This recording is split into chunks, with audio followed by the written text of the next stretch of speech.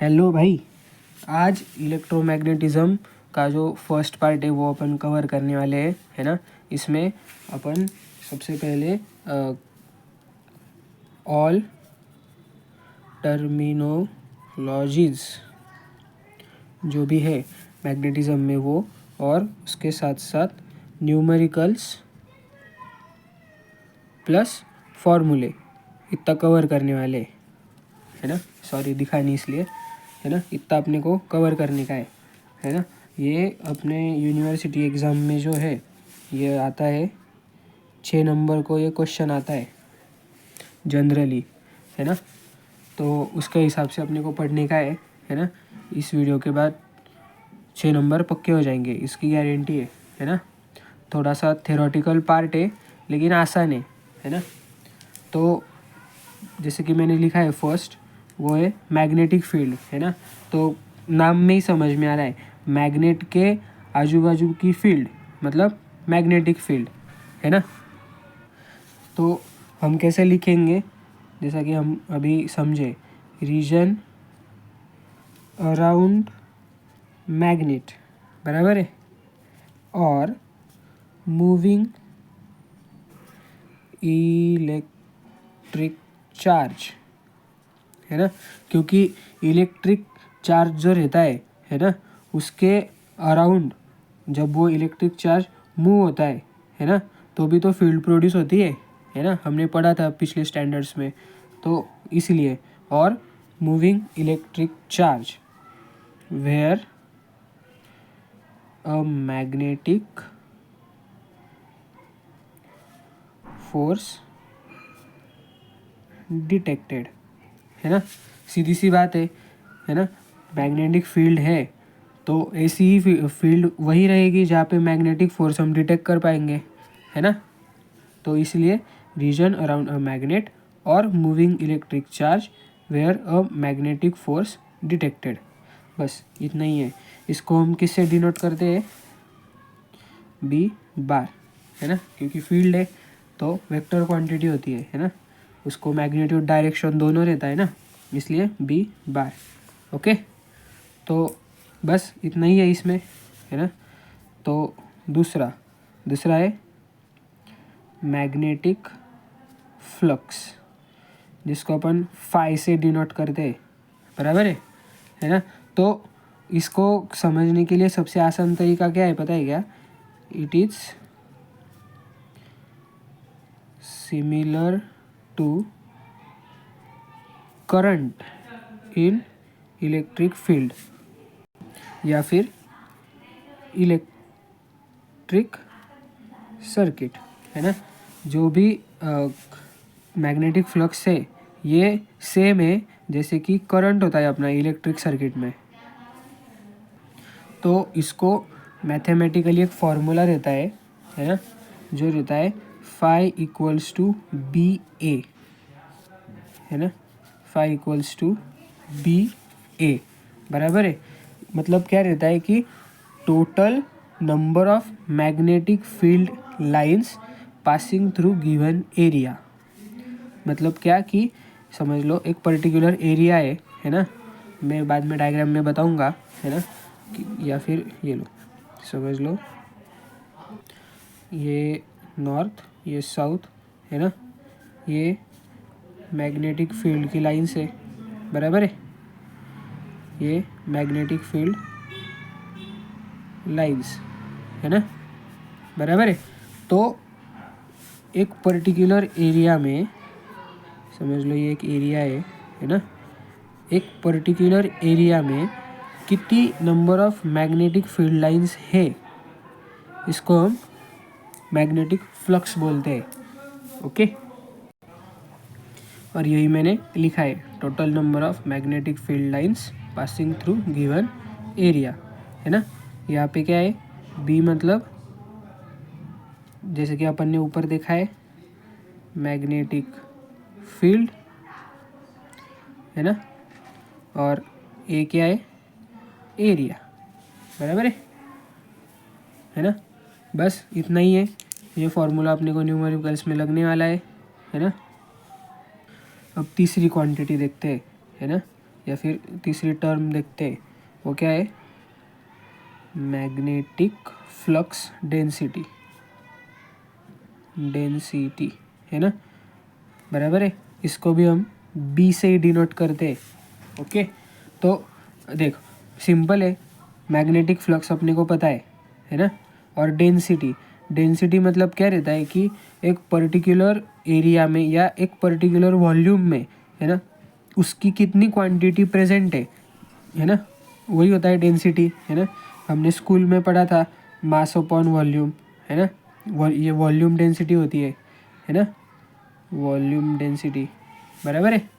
तो वैसे ही magnetic flux density क्या रहता है, कुछ नहीं रहता है, जिसको अपन बी से डिनोट करते हैं, है ना।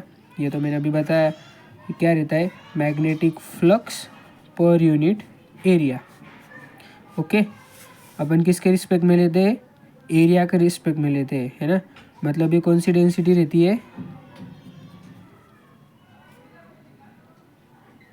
एरियल डेंसिटी रहती है, बराबर है ना। ओके, तो इसी को हम स्टेटमेंट में भी लिख सकते हैं, है ना। ये मैंने लिख दिया, magnetic flux per unit area. Okay, सही है। हाँ, तो इससे अपने को क्या पता चलता है ना, इससे अपने को क्या पता चलता है कि स्ट्रेंथ जो रहती है मैग्नेटिक फील्ड की, वो अपने को इससे पता चलती है ना। मतलब सीधी सी बात है, अगर एरिया कम एरिया में ज़्यादा फ्लक्स रहा तो स्ट्रेंथ भी ज़्यादा होगी ना, सही है। बस इसीलिए strength of magnetic field at particular point, है ना। इसे भी क्या, ये भी क्या है, मैग्नेटिक फ्लक्स डेंसिटी ही है। ओके, एक और इम्पोर्टेंट चीज़ रहती है जो कि इसका यूनिट, है ना, इसका यूनिट क्या रहता है, टेस्ला, टी, है ना। ओके, ये सबसे इम्पोर्टेंट चीज़ है, मैग्नेटिक फ्लक्स डेंसिटी का यूनिट क्या रहता है, टेस्ला। अगला है परमिएबिलिटी, है ना, इसको अपन म्यू से डिनोट करते हैं, है ना। वैसे ये सबसे आसान है लेकिन थोड़ा कंफ्यूजिंग लगता है, पता नहीं क्यों, लेकिन ये सबसे आसान टॉपिक है ना। देखो अभी परमिएबिलिटी में एक ये वर्ड है पर्म मतलब समझ लो परमिशन, बराबर है ना। और एबिलिटी मतलब एबिलिटी, है ना। मतलब इसका क्या मतलब है कि एक पर्टिकुलर जो भी मटेरियल रहता है ना, एक पर्टिकुलर जो भी मटेरियल रहता है वो मटेरियल कितनी परमिशन देता है ना, मैग्नेटिक फील्ड को पास करने की, वो परमिएबिलिटी, है ना। या फिर इसी को हम अलग लैंग्वेज में क्या कहते हैं, ability of a magnetic field to pass through a particular medium, है ना, बराबर है ना। इतना ही है, बाकी कुछ नहीं है ना। इसी को हम क्या लिखेंगे, ability of magnetic field to pass through particular material, सही है ना। वो क्या होता है, परमिएबिलिटी होता है ना। इसमें दो चीज़ें हैं सबसे इम्पोर्टेंट, सबसे पहला म्यू नॉट, है ना, मतलब वैक्यूम के लिए, है ना, या फिर हाँ वैक्यूम के लिए, है ना। दूसरा होता है mu equal to mu not into mu R, है ना। एक फॉर्मूला है जो कि सबसे इम्पोर्टेंट है ना। ये क्या रहता है कि आर मतलब म्यू आर मतलब जो भी अपने को मटेरियल दिया है ना, वो मटेरियल का परमिएबिलिटी मतलब म्यू आर, और म्यू नॉट अभी मैंने बताया है ना। और सबसे इम्पोर्टेंट चीज़ है इसके साथ साथ इसकी वैल्यू 4 पाई इंटू 10⁻⁻7 है ना। म्यू नॉट की वैल्यू क्या आती है 4 पाई इंटू 10⁻⁻7 और म्यू आर की जो वैल्यू रहती है वो अपने को गिवन रहेगी। ओके, तो इसके बाद में एक और टर्म रहती है जो कि रहती है रिलक्टेंस है। रिलक्टेंस को अपन एस से डिनोट करते हैं। ओके, तो इसको भी समझने के लिए सबसे आसान चीज़ है कि it is similar to resistance in electric circuit, similar to resistance in electric circuit है ना, बराबर है। तो रेजिस्टेंस क्या रहता है, रेजिस्टेंस मतलब द अपोजिशन और the restriction to the flow of charge, इसको अपन रेजिस्टेंस कहते हैं, बराबर है। तो रिलक्टेंस भी वही है ना, बस यहाँ पे जो करंट है इलेक्ट्रिक में वो यहाँ पे फ्लक्स हो जाता है और जो ईएमएफ है इलेक्ट्रिक सर्किट में वो यहाँ पे एमएमएफ हो जाता है ना, बाकी सब सेम। तो इसको हम इन वर्ड्स कैसे लिखेंगे कि अपोजिशन टू इस्टेब्लिशमेंट ऑफ, यहाँ पे क्या आएगा मैग्नेटिक फ्लक्स, बराबर है, magnetic flux in magnetic circuit, सही है ना, इतना ही है ना। अभी मेरे को बताओ जो अपना ओम्स लॉ रहता है ना, ओम्स लॉ वो तो हर बार आता है, वो रहता है V = IR है ना, इलेक्ट्रिक में अपन ने पढ़ा है, बराबर है। बस उसी के सिमिलर मैग्नेटिक सर्किट में क्या आएगा, V की जगह पे एमएमएफ आएगा, बराबर है, इक्वल टू I, करंट की जगह पे यहाँ पे क्या आता है फ्लक्स, और रेजिस्टेंस की जगह पे रिलक्टेंस, सही है। तो S का फॉर्मूला क्या है MMF/φ, ओके। और इसके साथ साथ हमने 11th स्टैंडर्ड में फॉर्मूला पढ़ा था रेजिस्टेंस का, R = ρL/A, याद है, R = ρL/A है ना।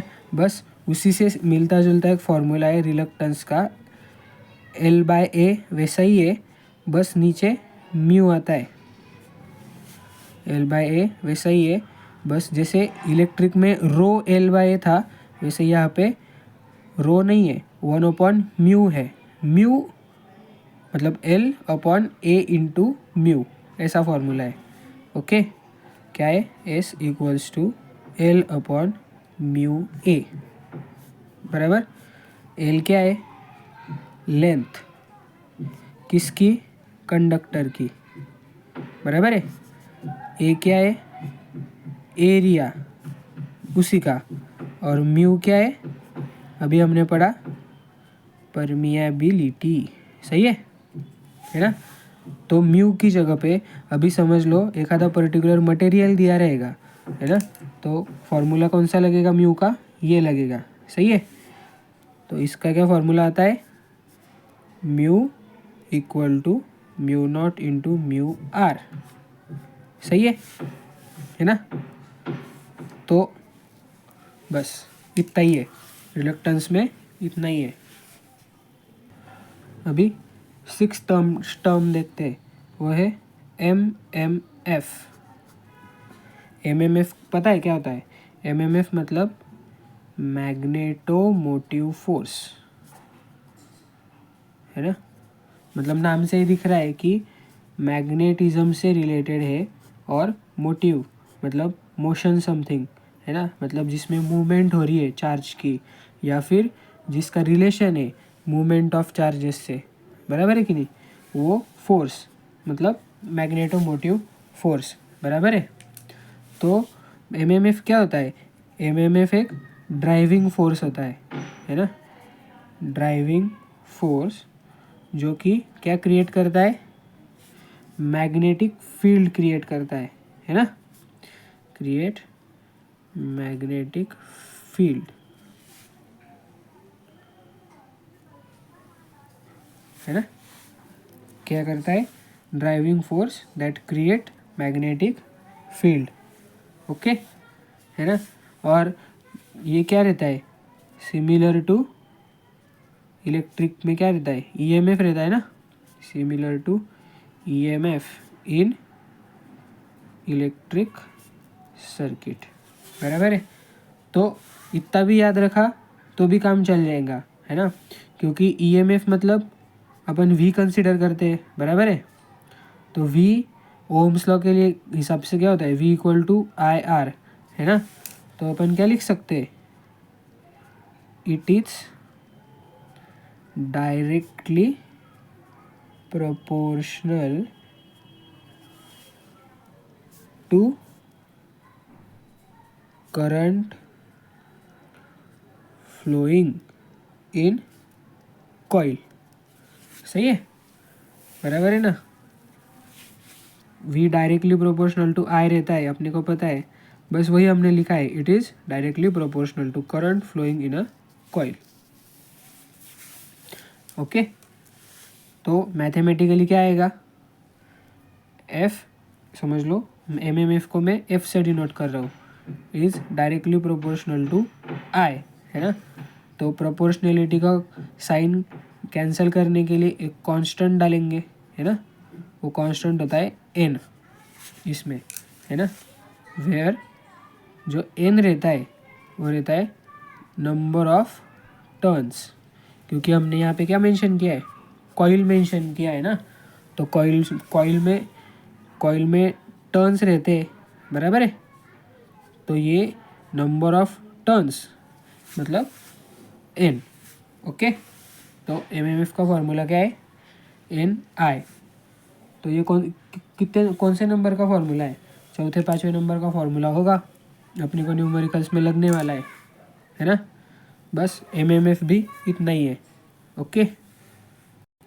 इसके बाद एक दो और छोटी मोटी टर्मिनोलॉजीज बची है ना, वो भी देख लेते हैं। इससे एक है ईएमआई, ईएमआई का मतलब अभी सबको ही पता है, इलेक्ट्रो मैग्नेटिक इंडक्शन, सही है, इलेक्ट्रोमैग्नेटिक इंडक्शन, है ना। तो इलेक्ट्रोमैग्नेटिक इंडक्शन क्या रहता है पता है क्या, कि एक मतलब एक फेनोमिना है ना, जो बताता है अपने को कि करंट कैसे प्रोड्यूस होता है ना, मैग्नेटिक फील्ड की वजह से, है ना। मतलब मैग्नेटिक फील्ड की वजह से करंट में क्या चेंजेस आते हैं और करंट जिस कैसे प्रोड्यूस होता है, ये सब जो बताता है उसको कहते हैं इलेक्ट्रोमैग्नेटिक इंडक्शन, है ना। मतलब सीधी बात है, देख नाम में इसमें लिखा है इलेक्ट्रो, है ना, मतलब एक इलेक्ट्रिकल क्वांटिटी होगी, बराबर है। इलेक्ट्रिकल मैं समझने के लिए बोल रहा हूँ, हाँ, क्वांटिटी होगी, बराबर है, जैसे कि करंट, है ना।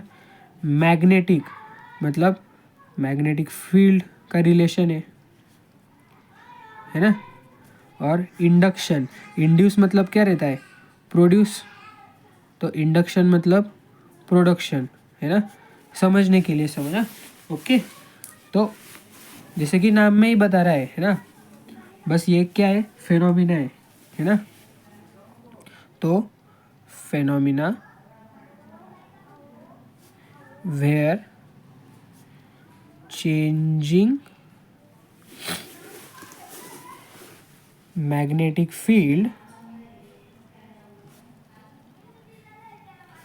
induces an electric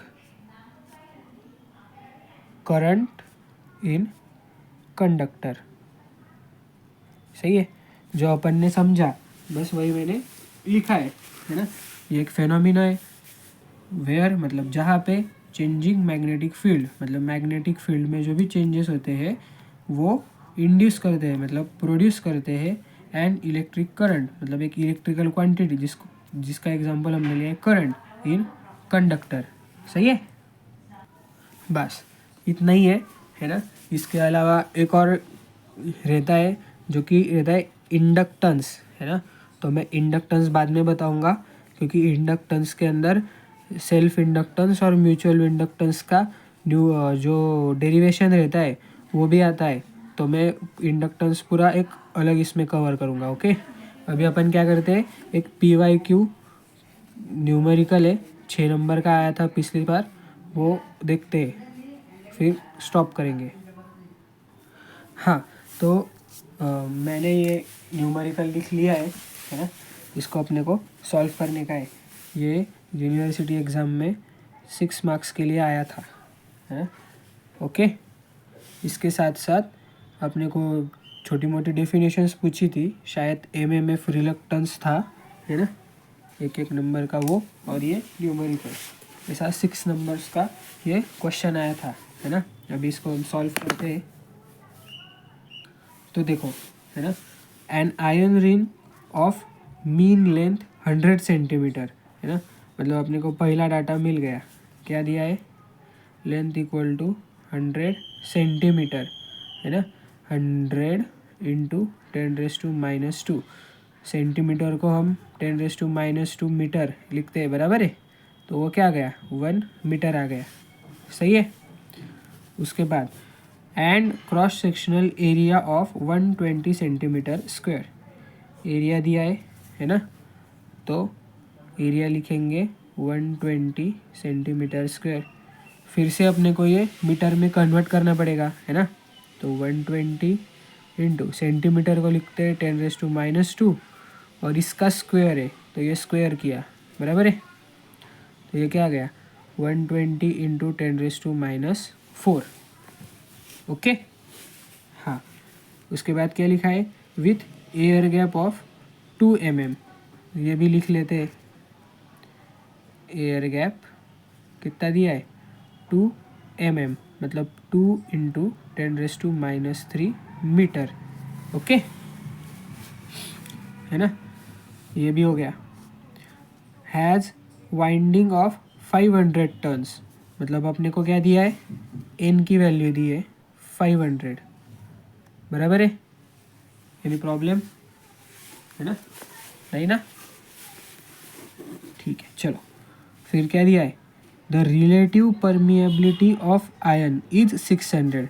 मैंने बताया था कि मटेरियल दिया रहेगा तो म्यू आर की वैल्यू रहेगी, है ना।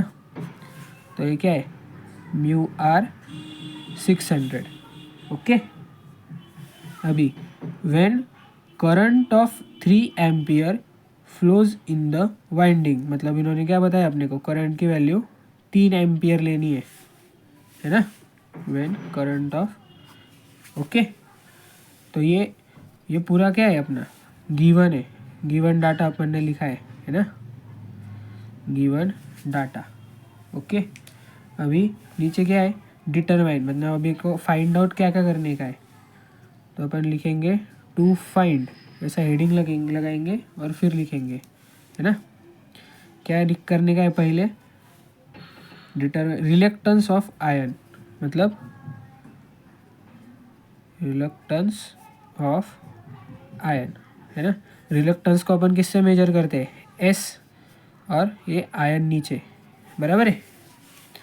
उसके बाद reluctance of air gap, reluctance of air gap, है ना, मतलब S एयर, ऐसा लिखता हूँ। ओके, और लास्ट में क्या बताया है, फ्लक्स, मतलब फाई, इतना अपने को फाइंड आउट करना है। ओके, तो करते हैं फिर, है ना। अपन ने बाकी का पढ़ लिया है तो दिक्कत तो होगी नहीं, है ना। तो चलो लेट्स सॉल्व, है ना। तो अपने को पता चल गया अपने को फाइंड आउट क्या करने का है ना। तो पहले अपन उसके फॉर्मूले लिखेंगे, फॉर्मूले, है ना, जो अपन यूज़ करने वाले हैं। सबसे पहला रिलक्टेंस का फॉर्मूला, रिलक्टेंस क्या होता है, MM/φ, बराबर है। लेकिन मेरे को बताओ, इस अपने को पूरे क्वेश्चन में कहाँ पे MM दिया है क्या, और अपने को फाई भी फाइंड आउट करने का है है ना। तो एस का दूसरा फॉर्मूला क्या बताया है अपन ने, एल अपॉन म्यू ए, बराबर है। लेकिन अपने को इसमें क्या दिया है, म्यू आर की वैल्यू दी है ना, ये mu R.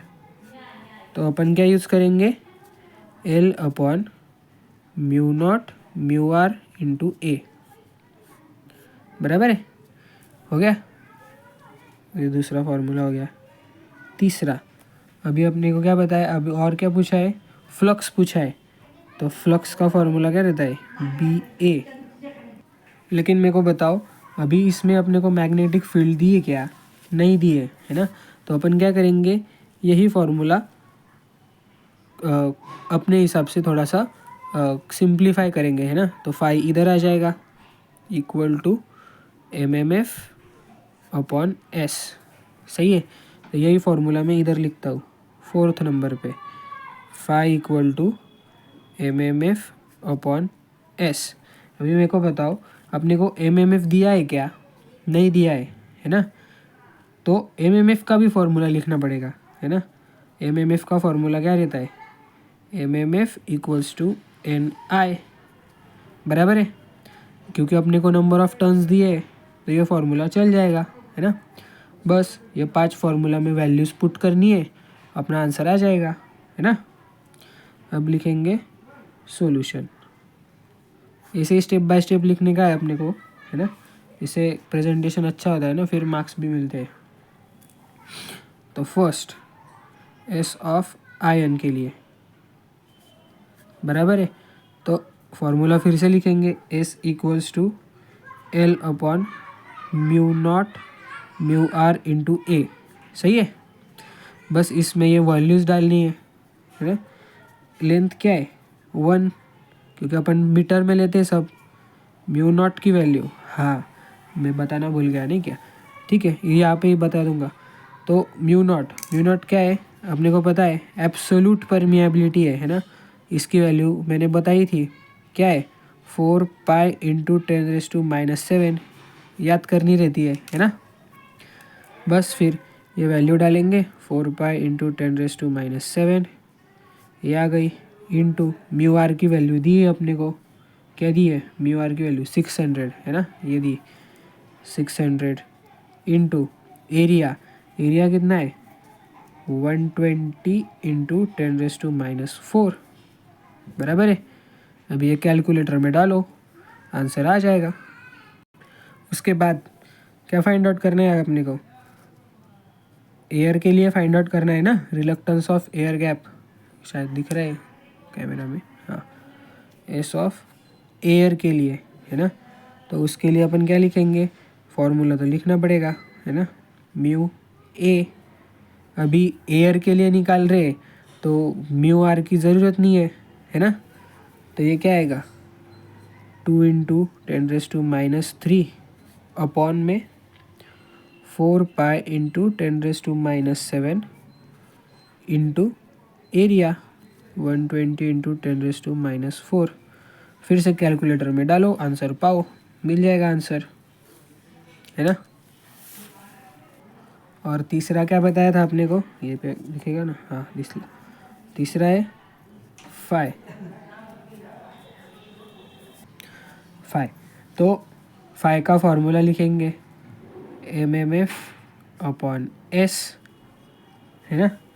M M F का फॉर्मूला फिर से लिखना पड़ेगा एन आई अपॉन एस, है ना।